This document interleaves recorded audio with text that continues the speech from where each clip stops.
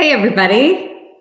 So, John's supposed to be here, but like right when we click the button to set this up, his high school best friend, who he hasn't talked to in like 10 years at least, give him a call. So they are talking. He's going to join. Yeah, right now you've just got me. So sorry. You were expecting John and me, and you've just got me. Anyway, it's really good to see you guys in the comments. Hello, hello. And you'll get John in a minute, but you'll have to live with just me. And greetings from Fort Wayne. Hello, Rachel in Fort Wayne.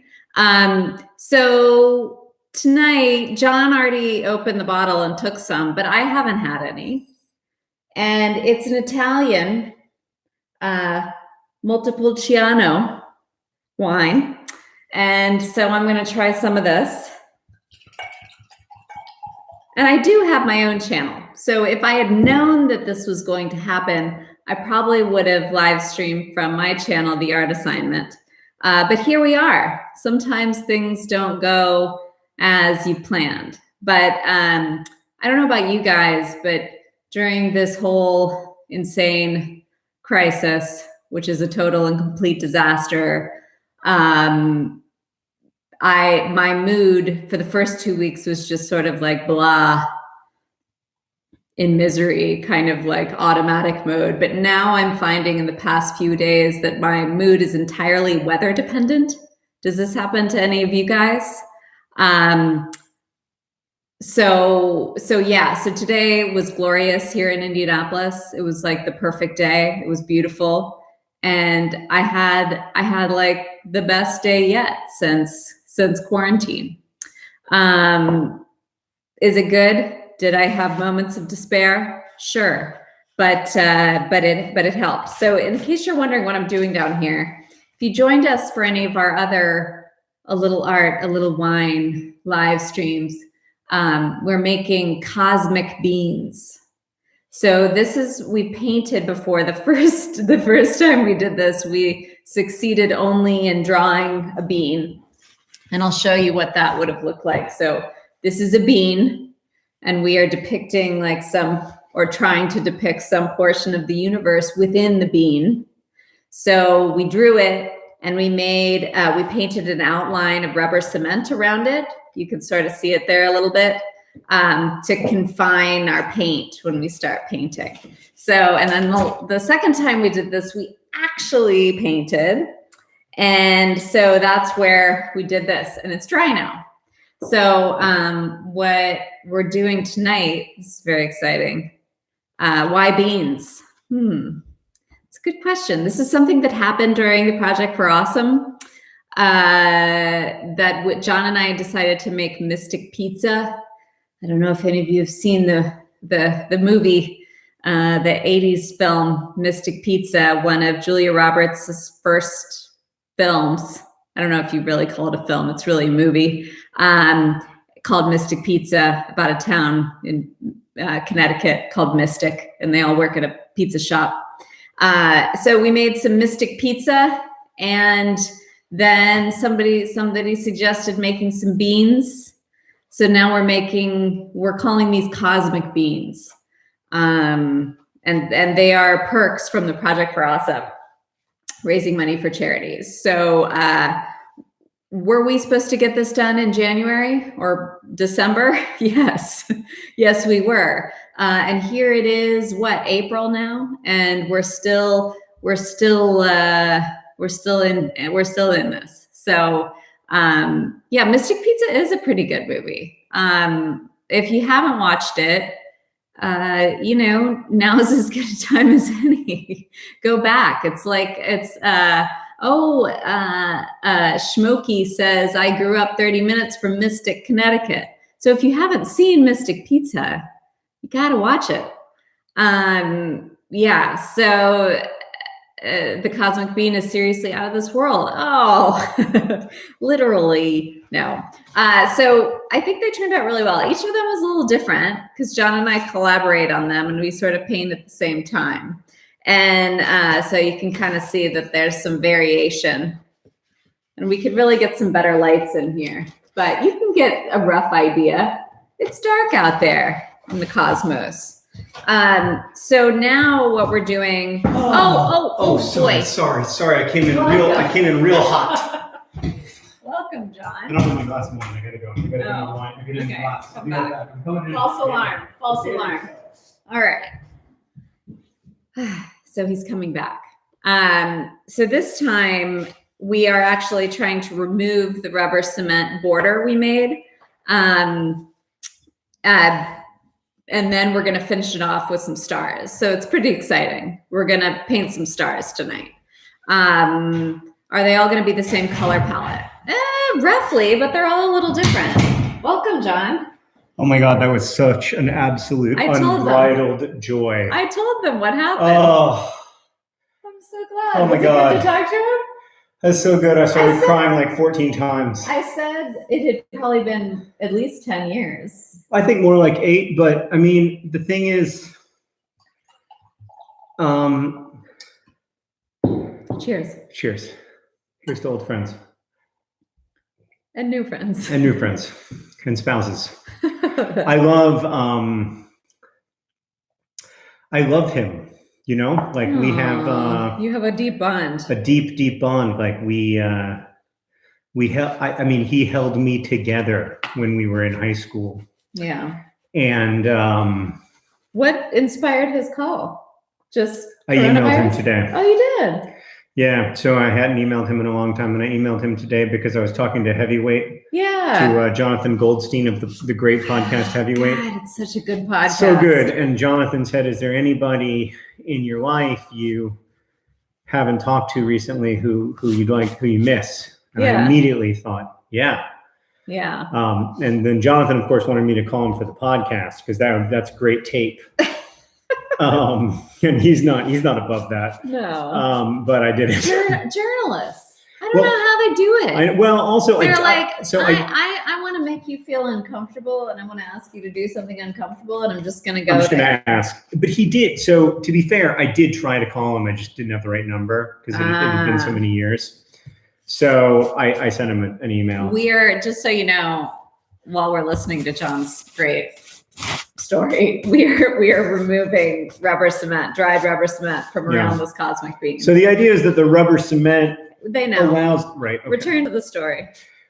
Yeah, so I was just like, and also I've been writing about Todd because I've been writing this piece about high school for the Anthropocene Reviewed. And I didn't know that. it's about academic decathlon. But Oh, it's right, basically right, about right, high right. school. It's such a good thing. I'm going to take a picture.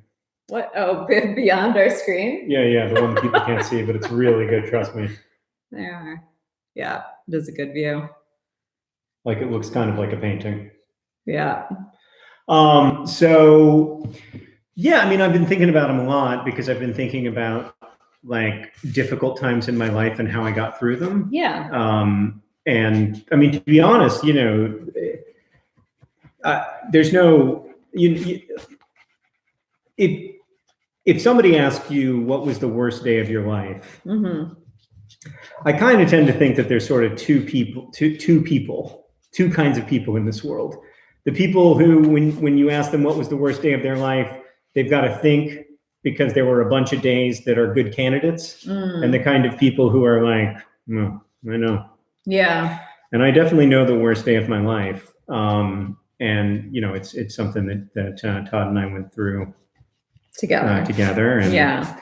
But also many of the best days of our lives. And I guess like I just am How is he? great. He's doing great. His Good. kids are great and Where adorable. does he live? They use Crash Course. Oh my God. They're sweethearts. Wow. I don't feel like I want to reveal too many identifying pieces of information, so maybe we'll stop it there. But yeah, it was just really, really, really lovely and like Good. something I needed. And I just wanted to say, if there is someone out there who you love, who you miss, and you haven't talked to, and they are still available, you know, do it. Tonight's the night. It can be so hard because after you don't. Somebody's Sorry, not that Somebody says what? somebody suggests cosmic butt. Cosmic. Hmm. I mean, this is sort of a butt, wide, flat butt. If you could That like doesn't draw look legs anything down. like a butt to me. Well, I mean, okay. I feel like you and I have just seen I could a draw- completely different set of butts in our lives. What I was going to say is, yeah, if there's someone out there that you've thought like, oh man, I miss this person, but I don't know if it's right. I don't know if it's right to like get in touch with them. It might be weird. It's been a while. Life has changed, whatever. Just do it. That's what 2020 is all about. It's all about the only time being now. I think I'm in touch with the people I want to be in touch You with. totally are. This doesn't apply to Sarah at all. Like Sarah, I'm sure Sarah's there are people who I don't get to see. Sarah's never led a relationship. No, that's not true. I have plenty of like friendships that have fizzled and faded. Yeah, when sometimes you need to reinvigorate them. Yeah. But I think you do a very good job of that. I've done a good job of that with my high school friends. I know. actually. And Yeah. the other thing that made me think about is that I got to call my friend Shannon from Yes. college and my years after college. Whose idea was that? It was your idea. But yeah, I miss my friend Shannon so Oh, much. here's the one that we got a little stray ink on. But on the other hand, like it's overall It's my so nice. favorite It's bean. special.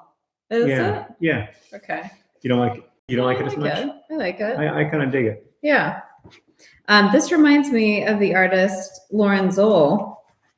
Oh, who's in my book? Did you link to your Um, book in the info of this chat? No. Oh man. I mean, Sarah is not she's not as passionate about self-promotion as I am. Hey, well, But Sarah's book is wait a minute. okay. You get rid of it. You get rid of that. I'll talk about this. Get rid of what? Get rid of the rubber cement. Okay. Sarah's book is called "You Are an Artist," and This is the real book. this is We've the had actual. galleys. This is the real book. And the It's- best thing about it is that art books tend to be very heavy. Yeah. It was very important to me that this one be like sturdy and quality, Mhm. but light. Yeah, And it it's, is. It's pleasantly. It's of a very pleasant weight, but it's also got really good, high quality 4-color illustrations. It's hard to find paper that does really good printing that Yeah. also is relatively lightweight. Yeah. But You Are an Artist has accomplished that. That's not the primary selling point of the book, but it is one I advantage. will tell you that this is a book of 53 art assignments. And they're not art assignments that require you to have like canvas and paints or even like the nice paper and paints that we're using for this sort of thing. It's like making a rug out of your discarded t-shirts or taking a photo of a screen that's off or making, a lot of them involve just your phone or dressing up. Yeah. But can I have the book, please? Yeah. Thank you. Sure. Yeah. So my takeaway from having read the book several times is that all the thought that I had that like art isn't something that I do and art is separate from me is wrong. And B, art is at least in part like a way of paying attention, a way of paying extremely careful, extremely thoughtful attention. And so the book it's a mix of art history and art prompts from artists all over the United States. Yeah, And you learn about an artist. You learn about an artist and about the assignment they came up with for you. and how they got there. And so Yeah. it's a series of ways of looking at making art Mhm. that will inspire you in these strange times Hopefully. to really do something and make something. Don't Yeah. undersell it, oversell it. And it's called You Are an Artist, and Yeah. it's available for pre-order now, and it comes out in 10 days. Yay. Obviously, it would be great because like part of what makes this book so wonderful is being able to hold it and look at all of the great stuff, all of the great art assignment responses that the book includes, Yeah. being able to look at Toyin Oji Odutula's intimate, Odutula. indispensable GIF and or GIF that she made. That's part of what makes it so good is being able to look at it. Yeah, and one of the course- assignments has you making your own animated GIF. Yeah, or GIF. Yeah. And of course, the people who are going to buy it are not going to be able, by and large, to hold it before they buy it. which is kind of a bummer. Is it the biggest bummer of the last 4 weeks? Oh, no. But it is a little bit of a bummer because it is such a beautiful book, and it's a book that like people in bookstores will love to hold and look at and then buy. But of course, bookstores are by and Can I large. use it with my elementary school students? A lot of them, but not all of them. But there's this cool list in the back that sort of tells you like, these are assignments that are good to do with kids. These are ones if you want to make something outside versus inside. What is outside? Is that place that existed until 3 weeks ago? Well, we're all allowed some outside. Not all of us, but yeah, I hear you. Most of us. Most of us are. Most but of there's us. ones that if you that can involve painting if you want to, or sculpture, Right. or photography, or portraiture, using technology, or something sound based. Yeah. So anyway. Or writing. So there's a lot some, of writing. Some prompts. writing oriented prompts as well. It's just a lovely, lovely book, and you should pre-order it because we can't go on tour for it. But that looks great. It looks great. Lean in, don't lean out. Okay, but our children have made something on the table that causing it's looking better. It looks better each time that happens. We should just make more of that. Okay. Yeah, so Sarah's book is called You Are an Artist, available for pre-order now. I really hope that you'll get it. Of course, we understand that lots of people right now especially cannot afford to buy books, and that is totally fine. And to those people, I would say that Sarah has spent the last 6 years working to make really wonderful art assignments and art and creativity prompts available for free. If you have YouTube, channel. So you can go to the YouTube art assignment. They have YouTube. They have YouTube, probably. I got stuck in a loop thinking of how they might not have YouTube, and it took me like 30 seconds to get out. I want to figure out a way that you're wrong, Sarah, and I'm trying. Katie just called us her favorite couple. Oh, that's nice. It is nice. If she only knew.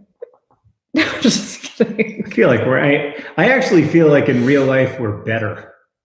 Oh, then. Like we're cuter than we are on the internet. I don't know. No couple's cute all the time. No, of course not. Yeah. I feel like we're not cute all the time on the internet, though. or even now. Yeah. Regardless, I hope you will check out the art assignment on YouTube because it is a really great resource for.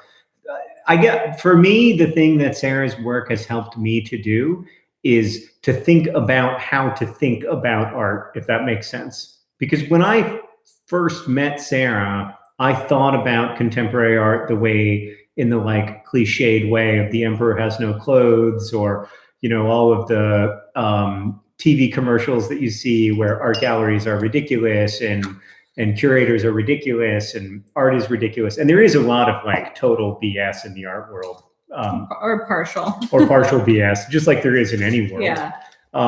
But thinking about it as a way of thinking, as a way of paying attention has been really helpful for me. And just so you know, I'm using this opaque white paint. And this is what we're going to use to Copic opaque white. Yeah. And I mixed it with a little water, and we're going to use the wrong end of the brush. Yeah. The non-brush end to dip it in there, and we're going to make our stars. And I am using this Italian red. It's from 2016, and it cost $9, and it's really quite good.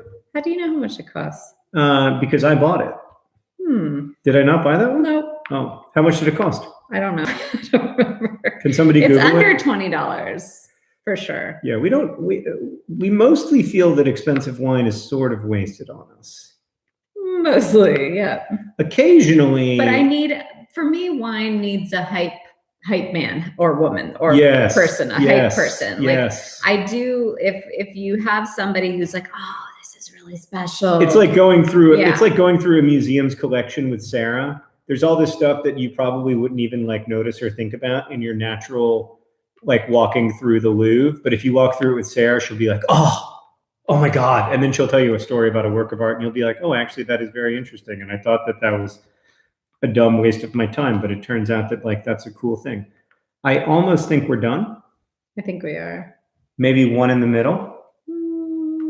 They concentrate. They do. They're supposed to. Yeah. They're like So- constellations do. So then it's kind of hard to see, but we added stars. Yeah. And it really just makes the cosmic being cosmic. Uh-oh. Is that a knock? Definitely. I'll go. Who is? Hello? Uh-oh, I'll be back. Okay. I wonder who it could be. Oh no, we've got some issues. Got some child issues. I'm gonna do one without Sarah's permission. I know that she would do a better job of making the stars than I do. But yeah, sometimes we made a deal with the kids, but that doesn't mean that they're going to honor the deal. Also, sometimes they have problems. So one of us may have to go and deal with that. But I'm going to make these stars, and then hopefully Sarah will be pleased with my star making when she gets back. So yeah, the key with the stars is to make some big and some small, because of course, like that is also the case with stars in our sky. Like, you know, some of them, it's not only because they're further apart, or they're also at varying levels of luminescence or whatever. So that's an important thing when you're making fake stars, as well as when you're making real ones. I'm going to make some real small dots now, some like almost invisible, very quiet dots. Very quiet, and then even a little quieter, like just barely even real. Barely even real. Oh my God, is that even happening? Can't even tell if it's real. It's just barely there. That's my kind of star. Okay. And then I think we're done. So I've added stars. My stars are never as good because Sarah like just has a better sense of how randomness works in the universe. So like look at Sarah's stars, or the ones we did together. That's objectively better than my stars. I don't know why, because I'm not visually smart enough to know why, but I do know that she will come in and fix it. So everything's going to be just fine. I feel like I should read the super chats. Have you seen Flua's homework series? It is amazing. It is amazing, and I have seen it, and it's great. I was thinking of doing a similar series, but not as funny, where I help people with their history homework. But I'm a little busy at the moment. If we could figure out a gift exchange thingy, some of us could donate a copy to others. Oh, that would be lovely. I don't know how to organize that, but maybe you could just do that in comments. Like if somebody needs one, if somebody needs a copy of You Are an Artist, and somebody else can buy one. And I guess I should say, like, obviously, any way you buy Sarah's great new book, You Are an Artist, is welcome. We were so excited to go on tour for this book. And I mean, because it is a very visual book, like it's an important part of how a book like that lives, is through touring. And it's a big, I mean, I'm not going to, I know that in the scheme of things, it's not a big bummer because there's just so much loss all around and people are going through incredibly, unprecedentedly hard times. And this is not that. This is just a book. But it is really sad to us that we don't get to tour, and that's something Sarah and I have been looking forward to for a long time. And we were excited to go out and like share the book with people and show it to people, and get to meet some of the artists in the book along the way as well. So that part's sad, but there's just so much going on right now. It never works when I do it. You see how these are not good? Yeah. I know. So can you fix it? Yeah. Thank you. I'll keep talking while you fix it. What are we talking about? I was talking about how I'm kind of sad that we don't get to go on tour together like we were planning next week. It would have been fun. It would have been fun. fun. I'm not really dwelling on it. It's really, and I'm not just saying that. Yeah, like, no, really it's like the Partners in Health thing that they say, think about the things that you can do in this situation that you like to do and do them, which is good, which I think is good advice. Any advice on how to be more reasonable with my expectations for life right now? Asks a senior in high school. Yeah, I mean, this is a big period of transition for anybody who's in that situation. It's just that you're experiencing it in the weirdest possible circumstances that are completely without precedent in our lifetimes. So don't put too much pressure on yourself, because you're doing something that like no human being has done in 102 years. So be nice to yourself. Well, and I think it takes time to adjust to different and develop different expectations. You know, like if you've been looking forward to a certain thing for a long time, Right. it's not like you can just shift immediately and be like, oh, that thing isn't important anymore. I know. Yeah. Like I think about that with kids graduating from high school. Like I've seen so many people on the internet make fun of kids for being sad about missing their graduations, because there's, and it's true that there are bigger losses. Yes. But I mean, yeah, it's a huge loss to have looked forward. And I mean, it's the same thing with your book deal. Like, it's a huge loss to have looked forward to a book tour that you're now not going to go on. And for kids who are graduating from high school, like, it's a tremendous loss to have that taken away from them when, they've seen it in movies, they've read about it in books, they've imagined that moment of wearing the gown and everything and being with their friends and having a chance to say goodbye. Yeah.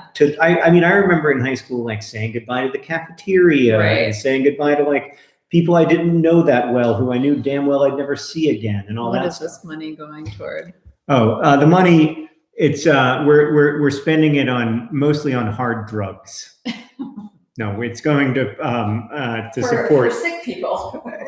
Well, no, it's not. Unfortunately, there is no proven pharmaceutical intervention.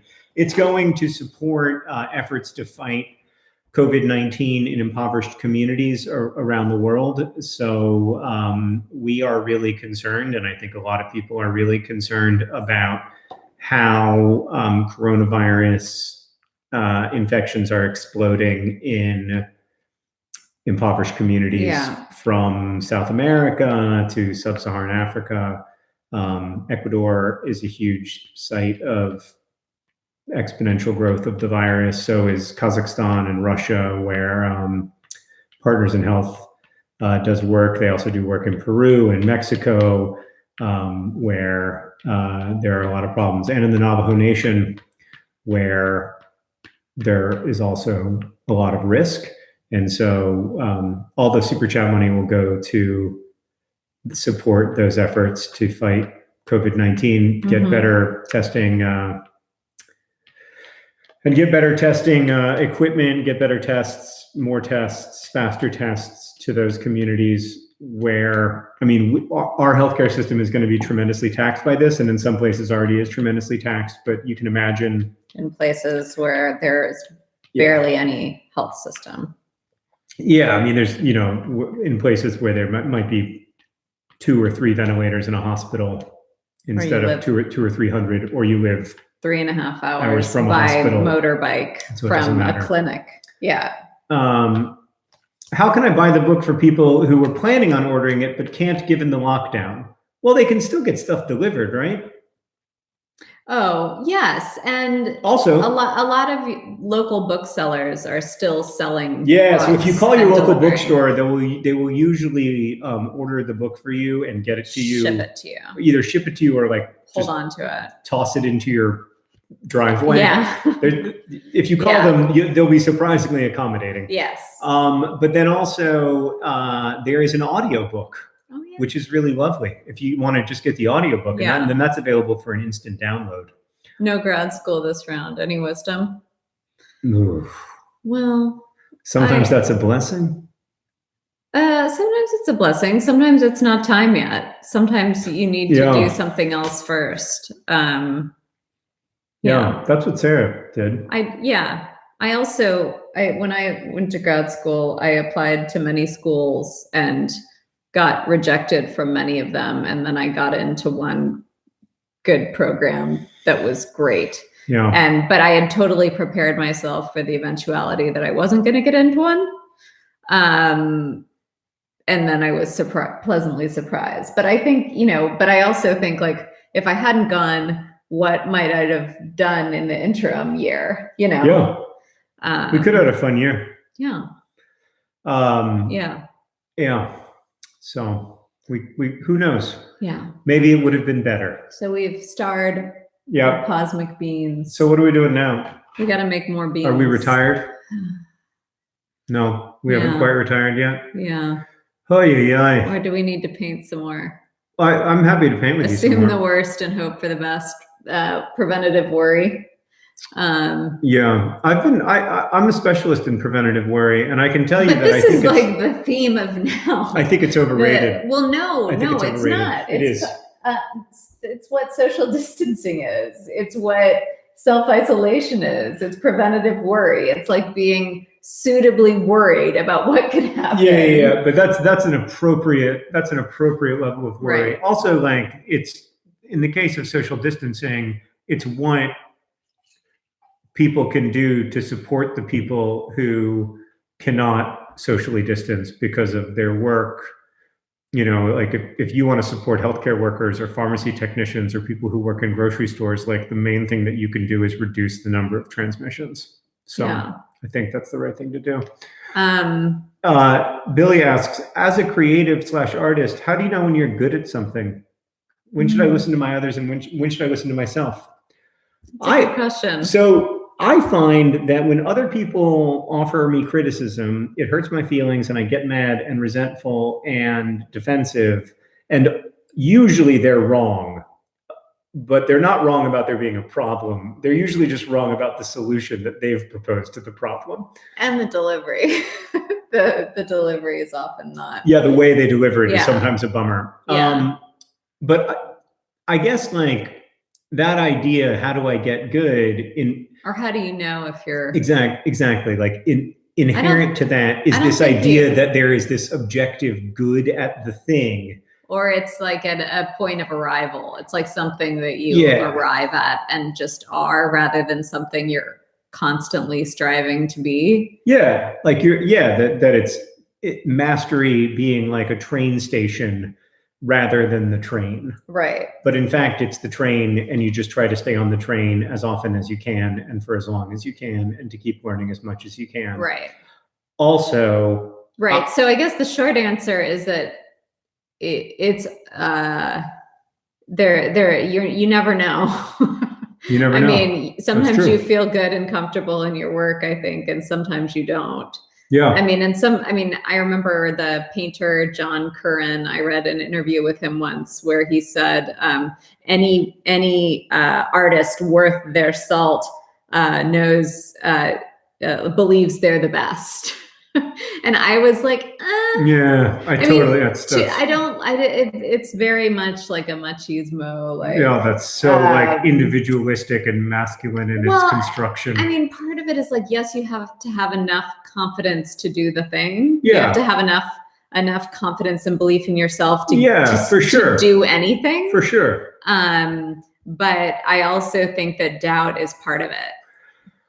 Yeah, I think the doubt is part of it. I also think that like some of this idea that we have of like some things being objectively good and other things being objectively bad and some things being better than others is partly based around this really quite new system of ratings, like that we rate things on a 5-star scale, and things that are 4.9 stars are better than things that are 4.8 stars, and they're objectively better, and things that are A's are better than things that are B's. And all of that is total BS. And it's also extremely recent BS. Like, it is. It's like less than 30 years old. What? The The 5-star scale. scale Yes, itself. but not like the anointing of masterpieces. No, the anointing of mastery is very old, Yeah. but is also like just a different kind of the same sickness to me, where instead of saying like, hey, I found this good and useful, you have to be able to like defend it as quote unquote great. Yeah. And like, if you liked the Cats movie, I didn't, but if you did, great, like fine. I don't understand like why you liking the Cats movie makes my life worse. Yeah. How did we get here? Just that I don't think that we should grade things on a 5-star scale. Like But it is helpful. I mean, when you're looking at what movie to watch or what show to watch, you want to see a review. Yeah, but I think what you really want to see is a review by Emily Nussbaum that doesn't include a number of stars, but instead is just an extremely thoughtful review Yeah. about what the thing is and who it's for Yeah. and who it might benefit. Yeah. That's what I just want to read Emily Nussbaum reviews. I don't want to read like 88% fresh on Rotten Tomatoes. I want to read a review that has nothing about the plot or the people or what it is. Cause I'm always like, plot review, summary, blah, blah, blah, blah. Where's the review? Yeah, I agree. Yeah. I'd like to cut that all out. I never had that problem with Emily yeah. Nussbaum. Yeah. It's great or it's bad. How are you doing with homeschooling? Any tips for occupying children? As a single mom to a 5-year-old, I'm finding that more challenging than anything. Well, as you can currently see, we are live streaming while our children are awake. Yeah, they're like wild animals back there, Pollyanna. We have lost complete control over this household. Well, we have a 10-year-old and a 6-year-old, and homeschooling goes up and down. Mostly down. Well, our son has a lot of remote learning, and our daughter, who's 6, so closer to your 5-year-old, we are sent a great daily summary of possible but not required activities to do with her. Yeah. And it's actually really fun. I mean, does it try my patience? Yes. Yes, and John and I switch out the day. So we each homeschool half the day, and you're not able to do that, which I would imagine is not twice as exhausting, but instead like four times as exhausting. Yes. It's very much an exponential thing. Yeah. So my main tip would be that the 5-year-old will be fine. Go easy on yourself. Yeah. Yeah. Like what they learn when they're 5. That's not the make or break moment. Are you planning on doing Vlogbrothers, Dear Hank and John, The Art Assignment, etc. until you're super old, or do you plan on retiring at some point? Instead of just like quasi-old? I'm already super old. I don't know. I like my work, and I feel really, really lucky to have it, especially at a time like this. And it's hard for me to imagine saying no to good work and being able to make good work with people I care about. And I'm really lucky in that I don't work on anything I don't love. So, yeah. I would say that I'll do it until I don't want to do it anymore. I will do it after I don't want to do it because I know myself. Yeah. I will keep doing it. Yeah. How do you find a college major that makes you happy? Or happy enough? Happy enough. Grant, we have no idea. I majored in Islamic history. I'm the last person to ask this question to. Yeah. I majored in English and art theory and practice, which I'm using. I was reading about, speaking of Islamic history, I was reading about plagues today. Of course you were. I know. Yeah. Can I read to you this beautiful, incredibly beautiful hadith? Please. There are a number of versions of this, so I don't want to mess it up. The hadiths are the sayings and recordings of the actions of the Prophet Muhammad by his companions and friends and stuff like that. This is a very long list of all the things that the Prophet said avoiding about this. Here we go. Okay. This is it. It's so simple. If you hear of a plague in a land, do not go there. If it happens in a land where you are, then do not leave. But like so many of my favorite religious invocations, it starts out easy. Yes. It's like, oh, easy. I don't go to the place. If I hear that like a neighboring town has plague, I don't go there. I can handle that part. Right. And then it gets hard. Then it gets to the sacrifice part in the second half. Right. Well, but I mean, I'm not, no judgment for people who are like leaving certain. I mean, anyway. Yeah. I won't say anything. We're not here to. We're not here to judge you. Everybody's getting through this the way they can, but don't spread the virus. Yeah. If you can avoid spreading it. Yeah. That probably goes without saying. Advice on turning around a bad day in isolation. Ooh, Erica, it's not easy. I don't know. I'm finding that once a day starts bad. Yeah. I mean, I think there, like, and it's cliched to say the things that I do. And sometimes I do those things to try to turn around the day, and it doesn't like turn around the day, but it does pass the day in a not self-destructive or worsening way. Yeah. So maybe it's like, what can I do to not make the day worse? Yeah. Or what can I do to get through it? Meditation, yoga, exercise, reading, baths, doing the dishes, taking care of basic life needs if you can. Cover the basics. I mean, we're trying to get through this.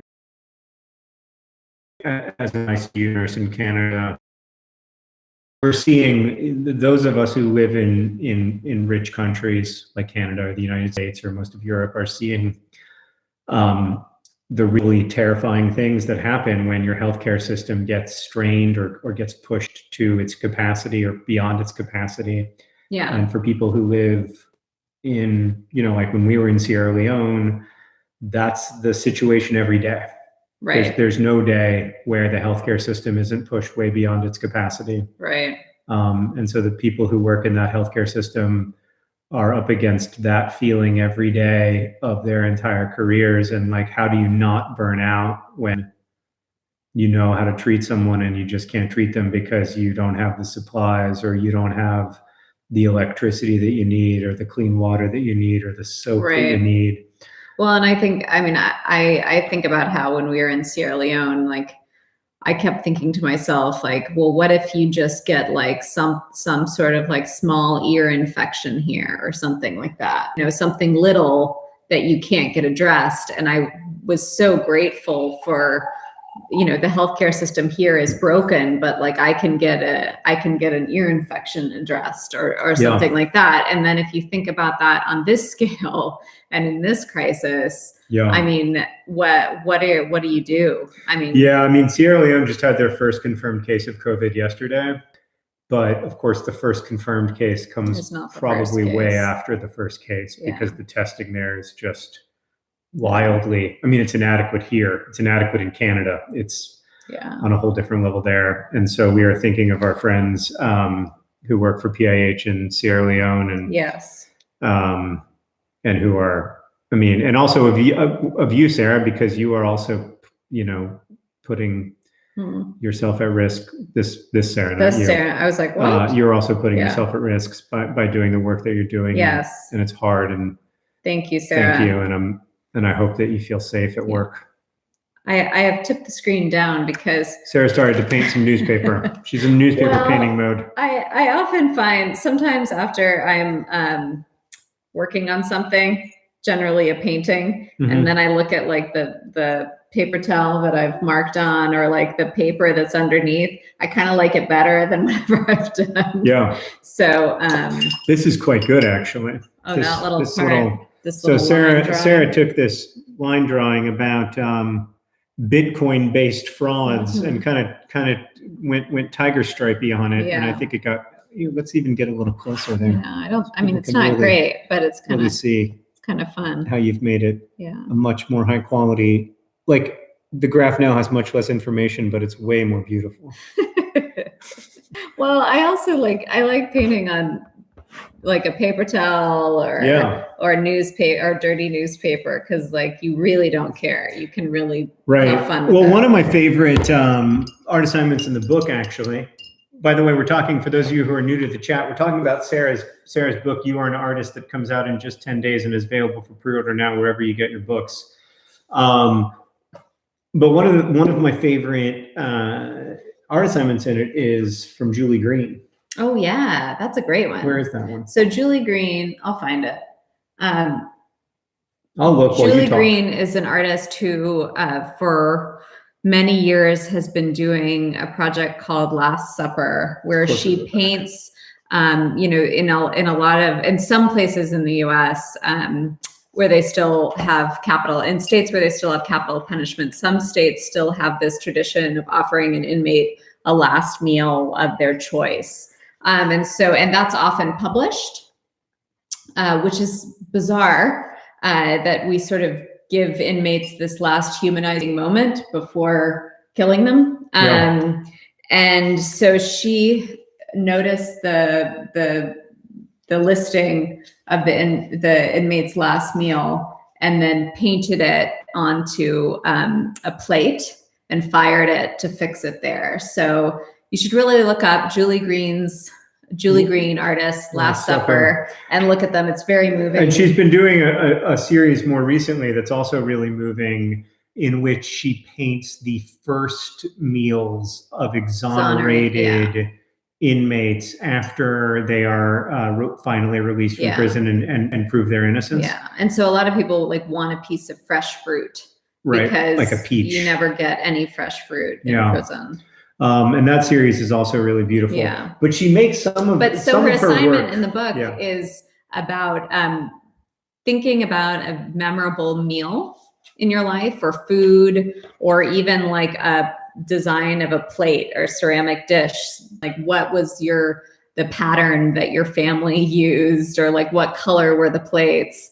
But in this, she asks you to get a paper plate. She prefers the sturdy Chinette ones.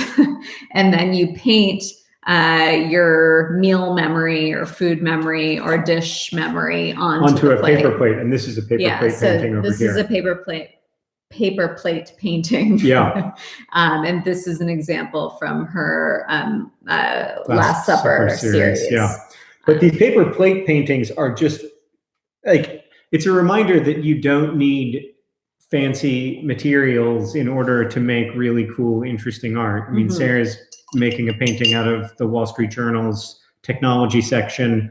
From February 10th. That was about the last time I think we got the paper. Yeah. And this assignment asks you to just have a paper plate and use whatever materials are around, whether that's a ballpoint pen or paints or whatever you have. And you can make something that's really cool. So that's one of the things that I love about the book. All right. So are we going to paint a little bit more? John's very good at speaking over Sarah. Oh, and not speaking over Sarah. I misread that at first. Yeah, thanks, Like, guys. dang. How are you guys feeling? Is there something that brings you joy every day? Talking to my high school roommate just now brought me a lot of joy. Oh, that's good. It did. I'm kind of going back and forth with we've been doing a lot of FaceTime and Zoom cocktail chats with friends. And while I do enjoy it to some extent and find it's helpful to sort of keep up and make contact with other people, it's really not sort of scratching that itch that actually hanging out with people does. And yes, it's something, but that's, I don't know, we haven't been doing as much of that lately, although there are people I want to catch up with. Yeah, I mean, some of it is, it can be nice, but like, as my friend Chris said to me today, he was like, the last thing I want to do after a day of depressing Zoom calls about the coronavirus is have a depressing Zoom call with my friends about the coronavirus. Yeah. Which I kind of get. Right. So, but we are also in a house with each other and 2 children. Yeah. I think that, anyway. There's a lot of great stuff that I'm enjoying on the internet right now. I'm making a lot of art with our kids. I'm cooking more than I'd like to, but I like to cook. What else? Are you reading? I'm reading a book about the cholera pandemic in New York in 1832, which has been helpful in the sense that there's nothing new under the sun. I'm reading you were going to say Barbarian. Well, I haven't been reading that much. I'm reading Barbarian Days. The surfing memoir by Finnegan. That's his name. John. We saw Tiger King. We watched Tiger King. Yeah. I fell asleep before the end of the last episode. You didn't miss much. You knew where it was going by then. I feel like the second episode was the best. I would say like second bridging into the third. Second, third, fourth, fifth, sixth. By the way, let's hope that the coronavirus follows the same path. Right. like peak and then boom. Yeah. Then we can all go back to normal. John, what sparked the Sunni Shia divide? I mean, first off, it's been a while since I was in college. No Tiger King spoilers. Really? I mean, well, this giving you an arc isn't a spoiler. That's just we're just saying you're gonna like episode 7 less. People disagree over what caused the divide. People even disagree about the scope of the divide, and I certainly don't feel qualified to insert myself into that as somebody who has an undergraduate degree. But I think it started with the debate over who should be the first political leader of the community after the death of the Prophet. And some people felt that it should be Ali, and some people felt that it should be Abu Bakr. And I think that was the beginning of the beginning, at least. I think you gave that as much of an answer as you should. Yeah. I could go into more detail, but I feel like it's only going to get more boring / more controversial. I don't think you're the one to speak to that question. I agree. I totally agree. Somebody asked for book recommendations. Tubular Topher is working on an art project related to the virus. Oh, that's great. Cool. I think you should totally sell it and try to help people. Yeah. We just bought art related to the virus. We did. Yeah. An artist who's based in Pittsburgh named Lenka Clayton, yeah, who happens to be in the book. I swear I didn't bring it up because it's in the book. I just found my favorite page of the whole book. Oh, which yeah. I'll talk about after you do this. Yeah. So Lenka Clayton makes drawings with an old typewriter. If you look up Lenka Clayton, you can find her website, but she makes these typewriter drawings where she moves around a single 8.5 by 11 sheet of paper to form drawings just out of the letters and symbols of the typewriter. And they're really beautiful. And she's actually been very productive since this began, the coronavirus crisis. And she's been making some about coronavirus. Yeah, they're really good. Yeah. Also, just like the ability that she has to make incredibly beautiful drawings with nothing but typewriter ink and typewriter keys is astonishing to me. So this is one of the artists in the book. One of my favorite assignments in the book is from Asaf Evran, an Israeli artist who lives in Chicago, right? Mm-hmm. And so this, I don't know how well you can see it. When you get the book, it'll be in really crisp high definition, like the kind of high definition you can only get in real life by purchasing the book. You Are an Artist. But you might be wondering, like, what? Oh, yeah. Sarah, I'm just getting started. You should see me when you're not here. When you're not here, I push it 10 times harder. So this art, you might not initially know what this is. It is a piece of paper that is like falling off of a wall, and a roll of paper that is pushing up against the piece of paper. And the way that this photograph was made was with an Xbox Kinect. Yeah. Because the Xbox Kinect, the way it works is it shoots out all these beams of light. Of infrared light. Yeah. And so Asaf figured out how to use what the Xbox Kinect was seeing. So Asaf used an infrared camera to take a picture of what the Xbox sees. So like how it maps a room to find what shapes are where. Yeah. It's really beautiful. It is really amazing. So you think that art is one thing or another, but it turns out that art is also Xbox Kinect pictures. Yeah. That's my favorite thing. Asaf Evran. ASSAF space EVRON. Yeah. Yeah. Should we paint a painting? Or do we not have time? We don't really have time. We have to put the kids to bed? Yeah, we have to put the kids to bed. So you can put the kids to bed. And then Sarah and John, what's your favorite medium to use? I like pencil. Good old graphite pencil is my favorite because like everybody has one. Yeah. And you can draw with it lightly. Mm-hmm. You can smudge it. If you make really dense marks, it gets reflective. And graphite conducts electricity. Did you know? Yeah, Sarah did a show about graphite. She curated a show about artists who use graphite in Yeah. different ways, like who are interested in the But there was this one material itself. Australian artist named Joyce Hinterding. Yeah. And she made these graphite drawings where she created them and then had them be part of an electric circuit. Yes, it was amazing. Yeah. It was mind blowing. And she could actually like make sounds by waving her hands over the drawings yeah. and the sound. It was really weird and cool.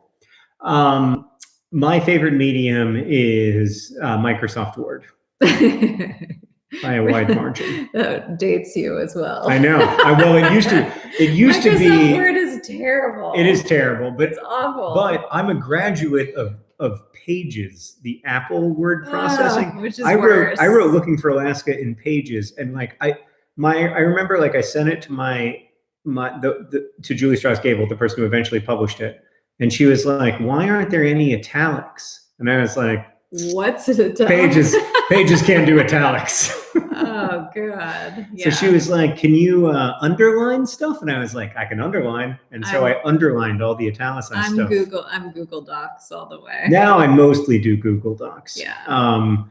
But I don't know. Like when I'm writing, it's funny because like writing this story that I'm writing now, The Junket, I've been writing it in Google Docs. It feels mostly fine.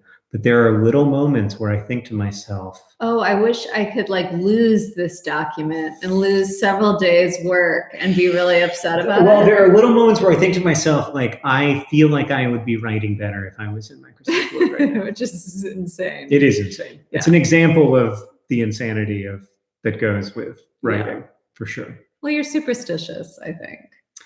I mean, for a long time there, I believed all kinds of crazy things about writing, that like I had to chew Nicorette to write, you know. Scrivener. So I tried Scrivener. All of my friends use Scrivener. All my cool writing pals use Scrivener. It's too cool for me. It's too good. Yeah. Okay. Well, we've got to put our children to bed. Yeah. We have to return to parenting. We're going to do that, but we'll be back soon to make more Cosmic Bean paintings. Yes. We're very grateful to be able to share this day with you. Yes. And thank you for being here. Thanks for joining us. Sarah's book, I'm just going to say it one last time.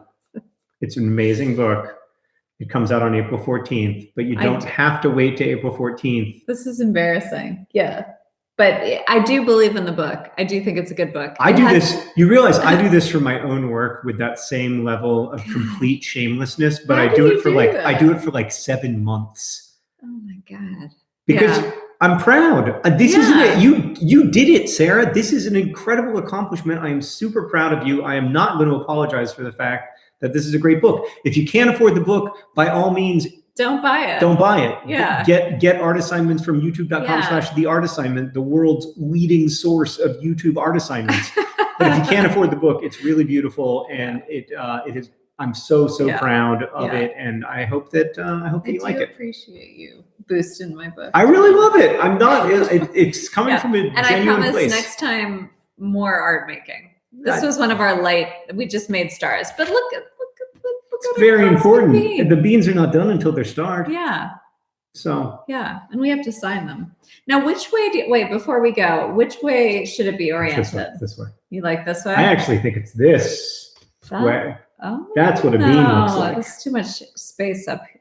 Well, I don't know which way.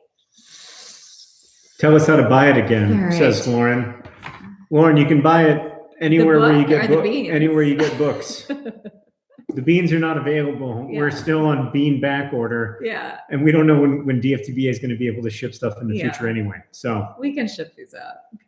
Vertical left facing. Vertical. That's what a lot of people are saying. Vertical. A lot of people are saying vertical, but some people are saying agreeing with you horizontal. Some people are saying diagonally, which I think is just being mean. Vertical.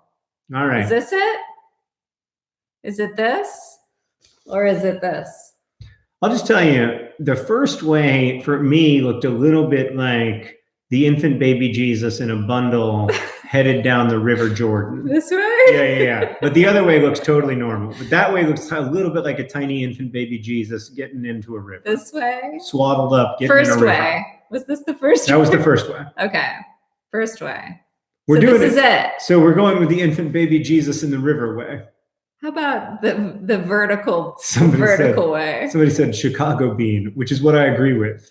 Chicago bean is this? Is this? I know. That's what I think it is. Chicago bean it. Oh, I don't know.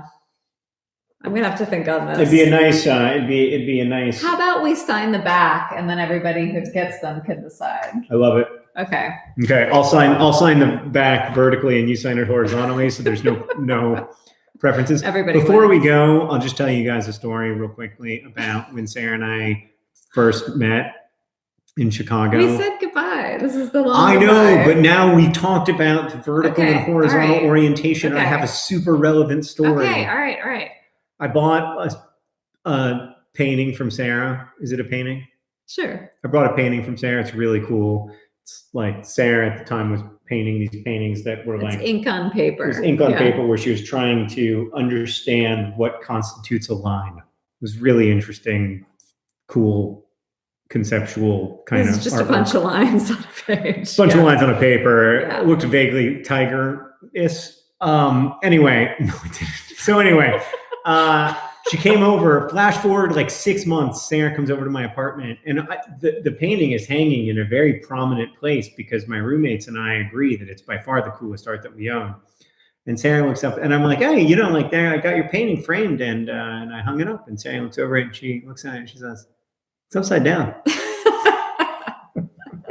But it was just a bunch of lines. So, But it was upside down. well, in my head. But there was a signature on the lower right, Yeah, which That was should my have clue. given you some indication. that was my clue. Yeah. All right. Good to talk to everybody. Yeah, thanks for being here with us. Good night. Talk to you next time.